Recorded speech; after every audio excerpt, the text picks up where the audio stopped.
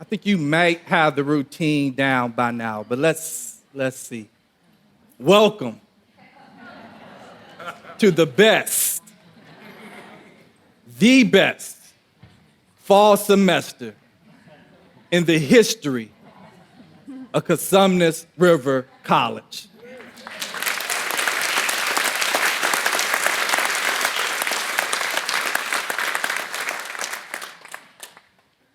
I'm going to talk today briefly. This is going to be my shortest convocation address because we've got a lot of great things coming up. In many ways, it might be the least exciting of my convocation addresses because we're going to be talking about data, and it's hard to make data exciting. Sorry, Paul and Sabrina, no, deep apologies. But in many ways, out of my 5, this is my 5th convocation. Thank you. But in many ways, perhaps this is going to be the most compelling presentation that I have done. Piggybacking on the data and the work that the chancellor talked about, we're going to have an opportunity to dig a little bit deeper into some of the data that happened here at CRC. But the data is just really a small part of the story when I think about it. Because the data is just a manifestation or a representation of something much bigger. It is a representation of your work, your effort, and your willingness to dream big. To be able to draw more out of yourself. But most importantly, I think it fundamentally recognizes a belief in an idea that our students are able to have more drawn out of them. When we create the opportunity, the structure, the support, and most importantly, the expectation that they're able to accomplish more than they even believe that they could accomplish for themselves. So to me, it represents this idea that we are able as an institution to be courageous, to be bold, and to be audacious. I don't know about you. I don't take lightly when the chancellor comes up here and say that we are leading the district. It actually doesn't even matter what he says after that. Just to the point of saying that we are leading, that we are setting the pace, that we have been willing to venture out there further and faster than other institutions means a lot. It should mean a lot to us because we have the willingness to be able to believe, like I said, that we can do more and our students can do more. 5 years ago, approximately, as we're going to this 5th year, I think this represents a bold and audacious idea. We entered a journey together around the concept that CRC is the most preeminent, or is the preeminent community college in the nation. Would you say that's an audacious assertion? I would say that. But that has guided us. And we said we're going to gain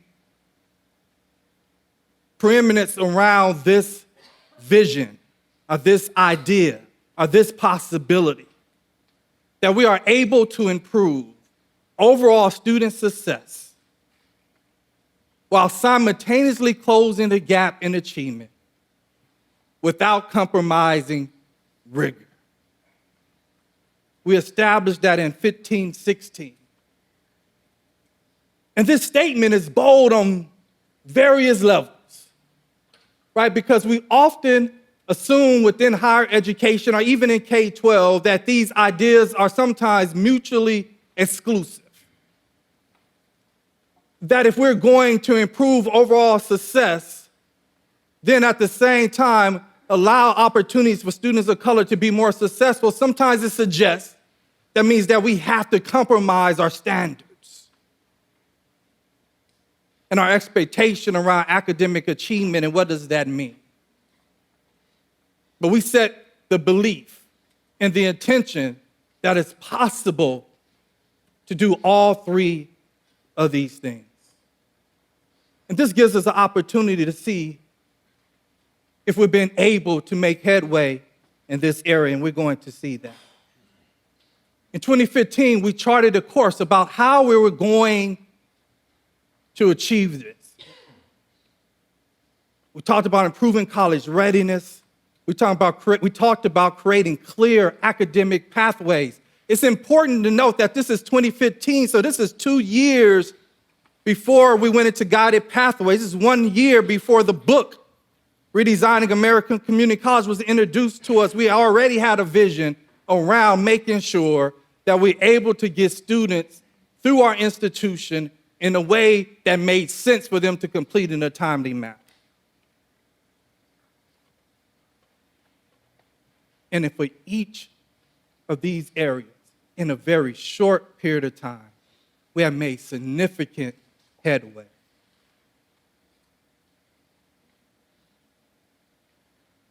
So I'm going to focus on what's called some early indicators of long-term student success. And so I just wanted to put in context why we're going to be looking at primarily the first year experience and sometimes the first term experience of our students. Also, it's important to note a couple of things quickly. It's that each of the data that we'll see as we look at the years between 2015 and sometimes to fall of 2019, each of those data sets, each of those particular years represent some work and initiatives that happen within our institution. Often when you look at data, it's very difficult to account as what created the outcomes because there's so many different things that are happening. Sometimes you'll see a blip in 1 year, then it will go down completely a different direction in another year, and it fluctuates, and it's difficult to account for what has caused the data. But for each of our years and indicators, we are able to point to a new initiative, first year experience, guaranteeing seats in English and math, caseload management, opt-out schedule that has led to significant increases for each of the measures that we're talking about. And it's also important to note that the data sets that we're looking at traditionally, if we looked at it over the course of 10 to 15 years, are large data sets that has been difficult, to say the least, to have any movement. The hardest thing institutions have been able to do is to move the needle on large groups of students. And what has been even more difficult than that has been to see significant increases for students of color. So the first data set we will look at is the first term average unit enrollment.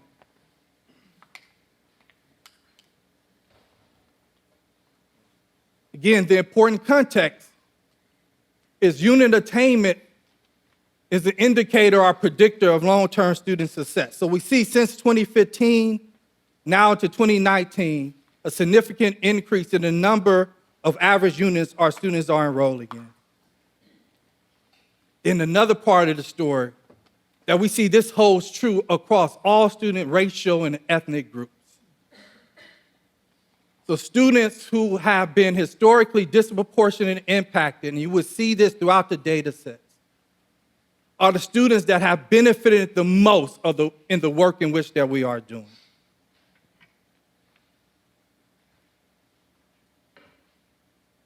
This is first term enrollment in 15 units.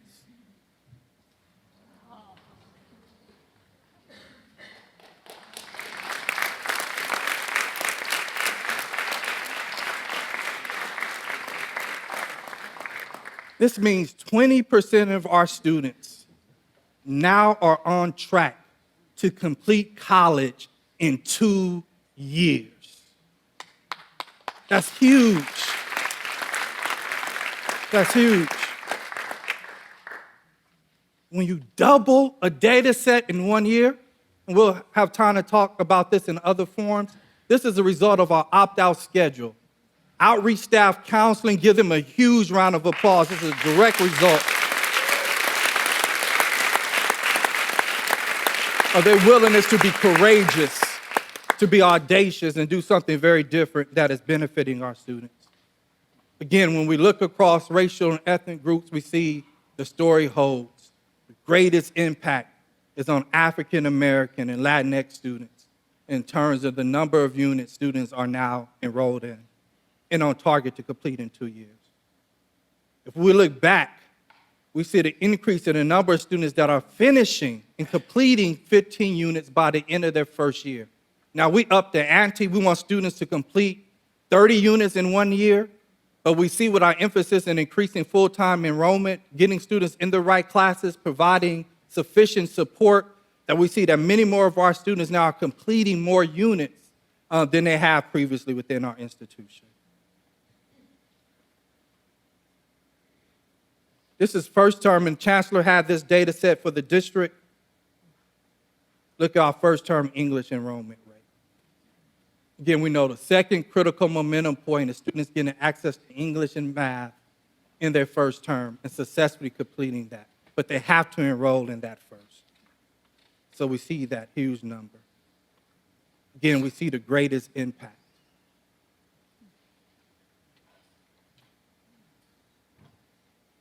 But this is what's really important. How many of our students are completing transfer level English in their first year? And we see the steady increase. So we see the first year experience. We see the year in which we went to multiple measures in English, looking at high school transcripts, expanding FYE.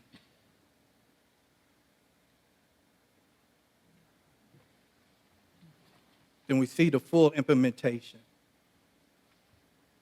In a 4-year, 3-year period, and we understand the impact of what this data means for our students.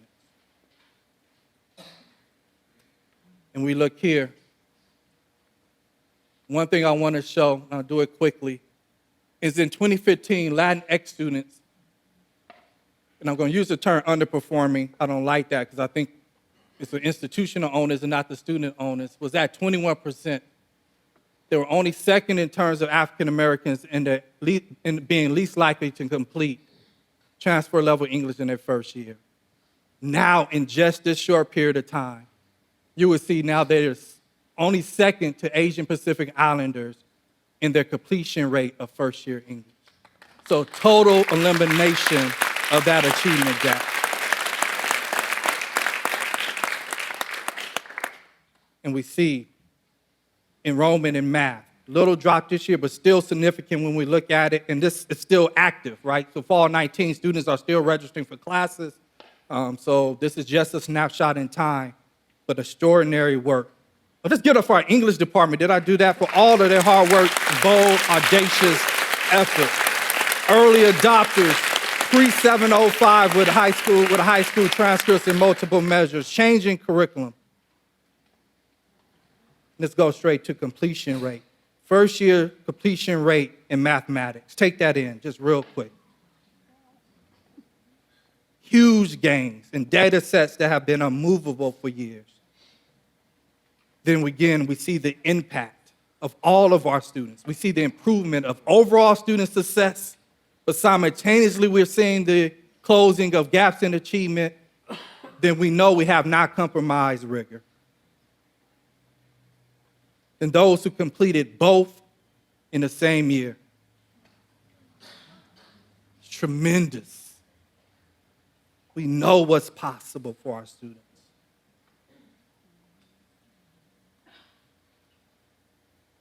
And what we've been able to do,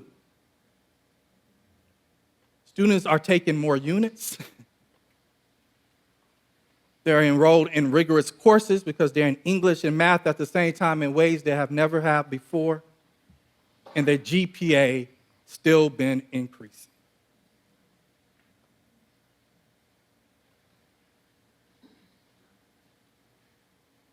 And we see increases across the board for our students.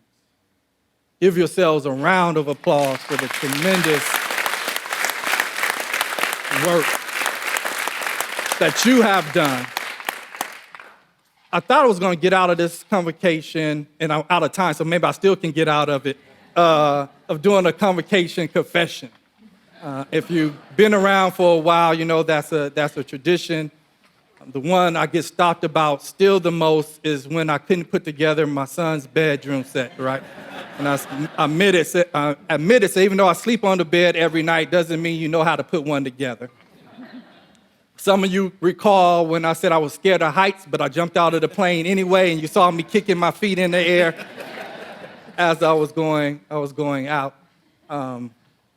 This is when I was going to keep a secret, and we had a manager's retreat, and I had to reveal it, given what our conversation was at that time, and I was reminded that this might be something that I should admit to the entire college community.